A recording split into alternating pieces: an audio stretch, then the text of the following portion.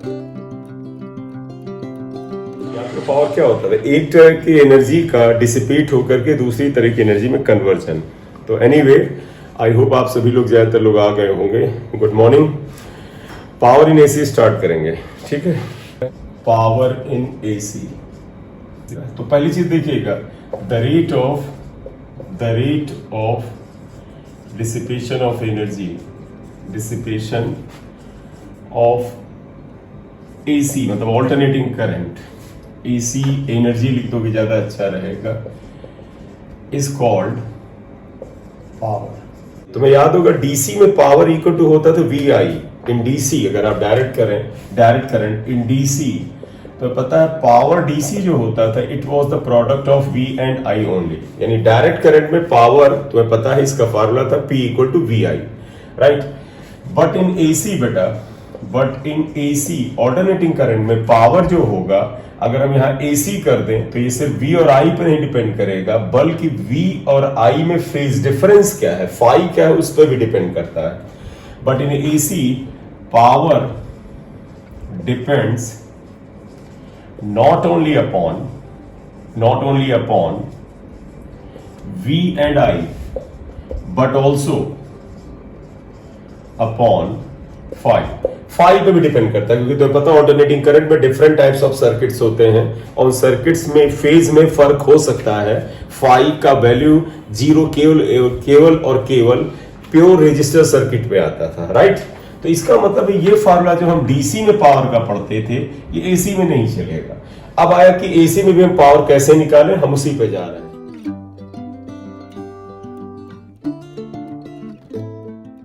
तो power in AC तीन type के हम आमतौर पर लेते हैं, टाइप्स ऑफ पी या पावर इन एसी।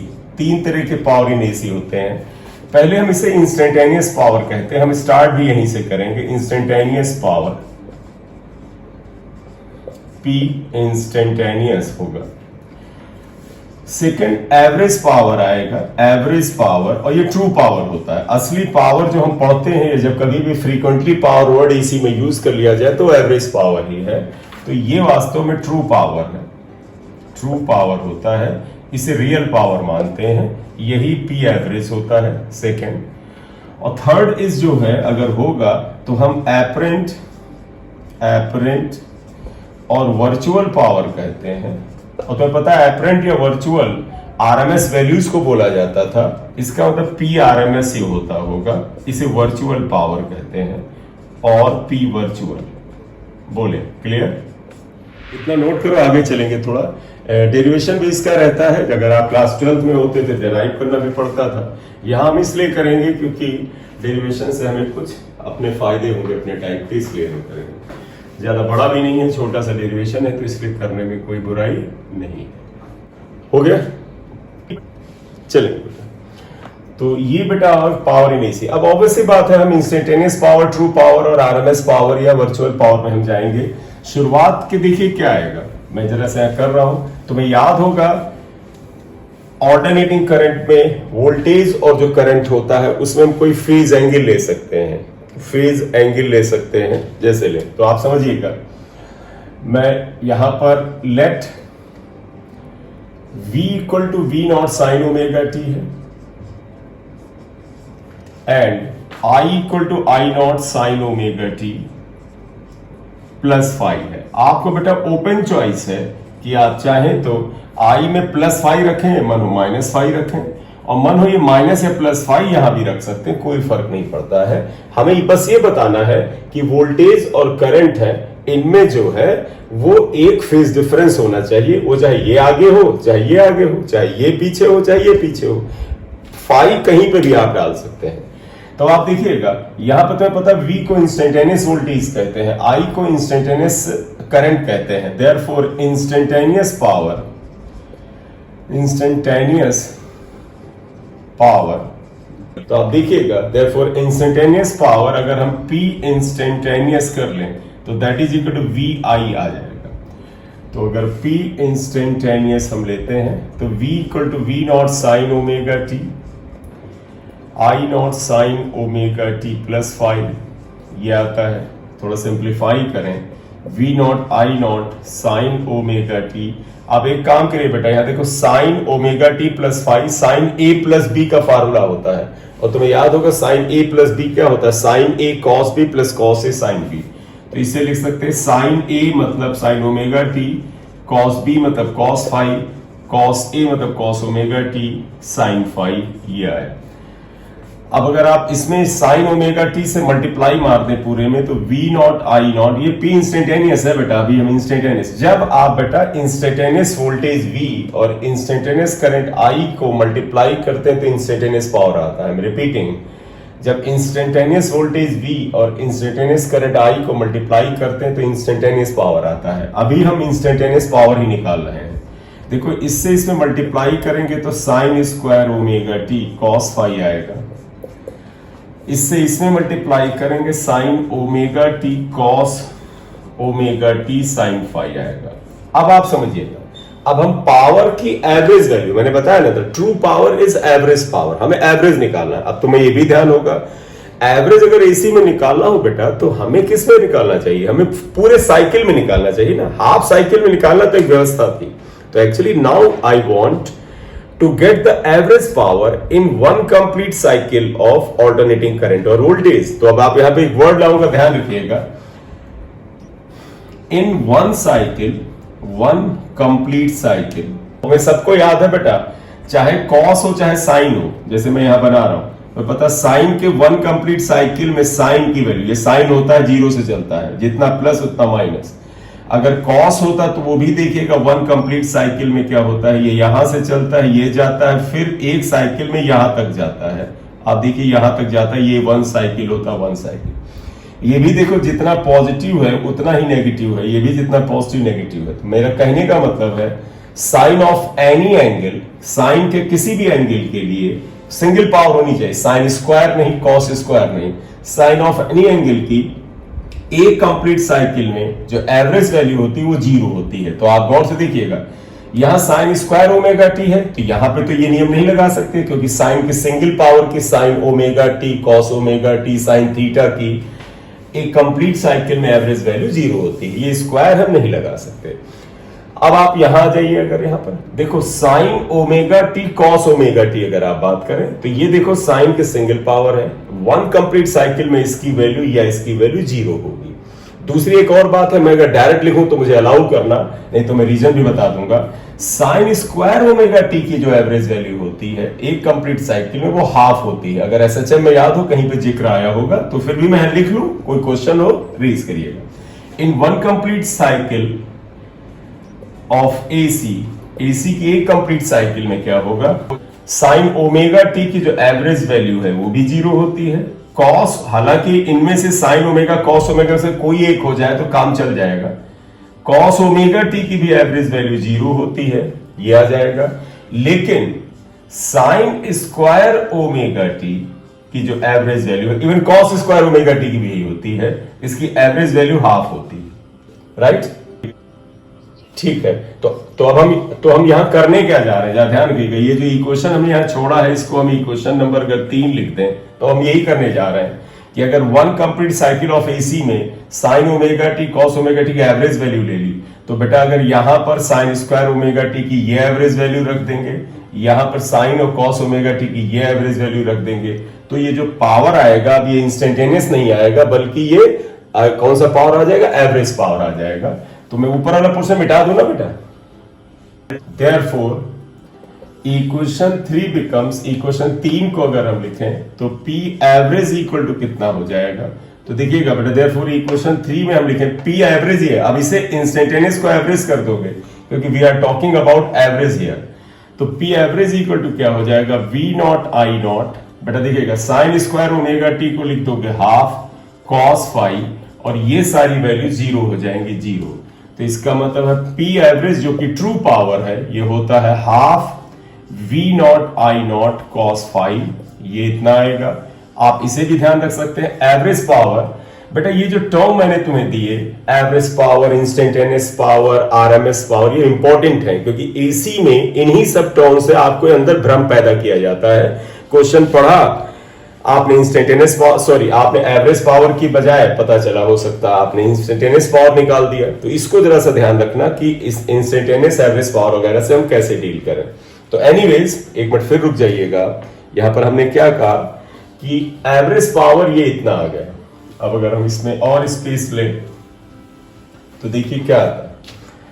आप चाहे तो इसको, ये हो गया इक्वेशन, ये हमारे लिए इंपॉर्टेंट इक्वेशन है। इसमें हम इसको ऐसे भी लिख सकते हैं, पी एवरेज इक्वल टू, देखो बेटा, V naught by root two अलग कर सकते हैं, I naught upon root two को अलग कर सकते हैं, और ये कॉस फाई आएगा। V naught upon root two को आप क्या लिखोगे, वी आर एम एस। तो therefore P average is equal to V R M S I R M S cos phi आएगा। तो average power which is also known as true power, that is also written as this. आप इसे ऐसे भी लिख सकते हैं।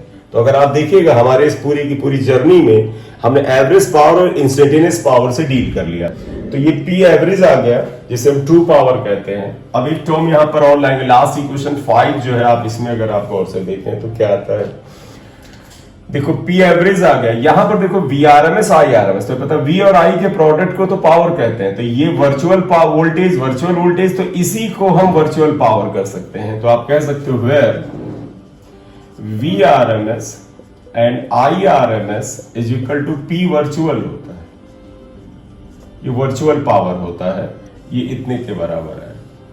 ठीक, अब एक ये इक्वेशन आ गई, इसको इक्वेशन x1 लिखते हैं। और cos फाई जो होता है बेटा, इसे पावर फैक्टर कहते हैं। पावर फैक्टर यानी कि तुम खुद देखो बेटा, अगर फाई की वैल्यू 0 हो तो cos 0 1 होता है, तो ये मैक्सिमम वैल्यू आएगा, तो बताएगा कि पावर मैक्सिमम है। अगर फाई की वैल्यू 90 हो तो cos 90 0 होता है, और अगर यहां cos 90 कर दो तो पावर 0 हो जाएगा। यानी पावर को कंट्रोल करने वाला ये फैक्टर है। तो अगर कभी भी आपसे कहीं पूछा जाए पावर फैक्टर, फाई नहीं है बेटा, cos फाई है, तो आप यहां क्या लिखोगे, and cos phi is called power factor कहते हैं, राइट। तो अगर अब आप इक्वेशन 5 को लिखना चाहें, हालांकि ये इक्वेशन अपने आप में बड़ी इंपॉर्टेंट इक्वेशन है 5 नंबर, therefore equation 5 can also be written as, देखो बेटा ये क्या होता है, P average is equal to P virtual into power factor. और P एवरेज जो होता है बेटा, इसे ट्रू पावर कहते हैं। तो आप ऐसे भी लिख सकते हैं, और ये ट्रू पावर है, true power equal to virtual power into power factor, ये इस तरह से आ जाएगा। तो बेटा आप इतना लिख लो, फिर आगे बढ़ते हैं। ये 6 नंबर हो गया, ये 7 नंबर। खैर समझिएगा बेटा, पावर की जो एसी में वैल्यू है वो आप कह सकते हैं V R M S I R M S cos phi होता है, जहां कॉस फाई को पावर फैक्टर कहते हैं। अब हम कुछ एप्लीकेशन ले सकते हैं, जैसे केस 1 लिखिएगा, फॉर प्योर इंडक्टर सर्किट। यहां आइएगा, फॉर, मैं गलत लिख गया, रजिस्टर पहले करेंगे, फॉर प्योर रजिस्टर सर्किट।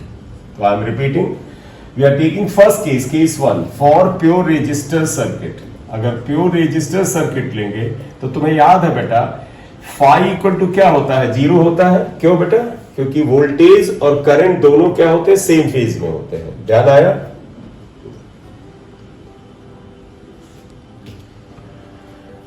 तो देयरफॉर देखिएगा, power, average power equal to क्या हो जाएगा, V R M S I R M S cos 0। Cos 0 maximum होता है, तो ये V R M S I R M S आएगा। तो तुम ध्यान रखना बेटा, average power in a circuit containing resistance R only, ये V R M S I R M S के प्रोडक्ट के बराबर होता है, और ये मैक्सिमम होता है। क्यों मैक्सिमम, क्योंकि कॉस फाई की वैल्यू मैक्सिमम आ रही है। बोले क्लियर। और चेंज करना चाहे तो और आप कर सकते हैं, आप लिख सकते हैं but V R M S is equal to I R M S, V equal to I R होता है ना, इनटू आर आ जाएगा। तो अगर आप इसे करना चाहें तो पी एवरेज इक्वल टू, देखो वी आर एम एस को I R M S into ये कर दें तो ये हो जाएगा I R M S square into R आ जाएगा। आर वो रेजिस्टेंस है जो सर्किट में लगा है। तो इसे आप इक्वेशन x3 कर लीजिए, इसे x4 कर लीजिएगा। और आप चाहे तो देखो कर सकते हैं, आई आर एम एस को V R M S upon R कर सकते हैं। तो P average can also be V R M S को क्या आई आर एम एस को देखो V R M S upon R कह सकते हैं, V R M S upon R का होल स्क्वायर इंटू आर। तो इसलिए इस सर्किट में पावर की value V R M S square upon are भी हो सकता है। Question X5। तो मेन चीज है बस केवल ये बेटा फाई का 0 होना, और तो कैलकुलेशन का विषय है वो तो आप कर ही ला। चलिए डू इट फास्ट। केस 2 में बेटा देखो, केस 2 में हम इंडक्टर और कैपेसिटर को कलेक्टिव ले सकते हैं। क्यों कलेक्टिव ले सकते हैं? क्योंकि दोनों में फेज जो होता है 590 होता है, ठीक में एक में प्लस 90 होता है, एक में माइनस 90 होता है, तो उससे कोई फर्क नहीं पड़ता रिजल्ट में। तो आप लिखोगे फॉर प्योर इंडक्टर यानी L और प्योर कैपेसिटर यानी C circuit, pure capacitor circuit ये आते हैं। तो प्योर इंडक्टर तुम्हें पता है फाई इक्वल टू 90 डिग्री होता है, therefore P average equal to V R M S I R M S cos 90 होता है, cos 90 0 होता है, एवरेज पावर 0 होता है। तो आप बेटा ध्यान रखो, बड़ी खूबी है बेटा, अगर प्योर इंडक्टर और प्योर कैपेसिटर में से कोई एक सर्किट ले लें, रेजिस्टेंस उस सर्किट का 0 होना चाहिए, तो उसमें पावर लॉस बिल्कुल नहीं होता है, नो पावर लॉस होता है। ऐसे सर्किट को और ऐसी करंट को वॉटलेस करंट कहते हैं। तो मैं इसमें केस 3 डालने से पहले अगर चाहूं तो मैं वॉटलेस करंट की बात कर सकता हूं। That is in pure inductor, देखिएगा that is in pure inductor यानी L और प्योर कैपेसिटर यानी C सर्किट, इनमें से एक जैसा कोई मिल जाए, मतलब कोई एक, either it is pure inductor और pure capacitor circuit, P average equal to 0, hence there is no loss of energy in such circuits, इन सर्किट्स में एनर्जी का लॉस नहीं होता है। although current flows through it, हालांकि करंट इनमें बहती है तो भी एनर्जी लॉस नहीं होता है, फ्लोज सच या these circuits are called wattless. क्योंकि आप समझिएगा बेटा, no loss of energy, energy loss is what, power dissipated. तो जब एनर्जी लॉस नहीं है तो इस सर्किट को वॉटलेस सर्किट कहते हैं।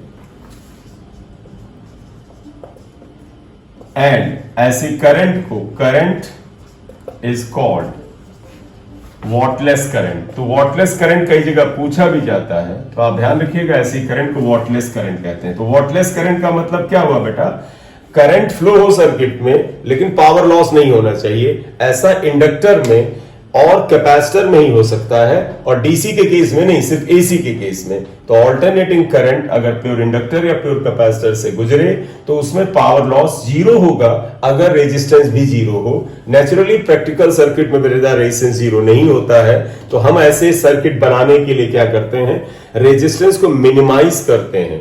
तो जितना कम हो सके हम उतना रेजिस्टेंस लेते हैं, और इंडक्टर या कैपेसिटेंस ठीक ठाक रखते हैं, तो उसमें पावर लॉस 0 तो नहीं होता है क्योंकि रेजिस्टेंस कुछ ना कुछ तो होगा ही, लेकिन मिनिमम होता है। तो ऐसे सर्किट को हम वॉटलेस सर्किट या वॉटलेस करंट कहते हैं। बोले क्लियर?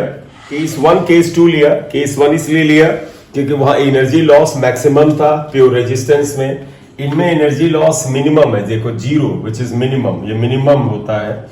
ऐसे सर्किट को वॉटलेस सर्किट कहते हैं। अब तुम्हें पता हमने क्यों ये लिए थे दोनों केस, क्योंकि एक में पावर लॉस 0 है, एक में पावर लॉस मैक्सिमम था, एनर्जी डिसिपेटेड मैक्सिमम था। अब एक वो ले लेते पॉपुलर केस जिसे हम एलसीआर सर्किट कहते हैं, क्योंकि वो हर जगह इंपॉर्टेंट है।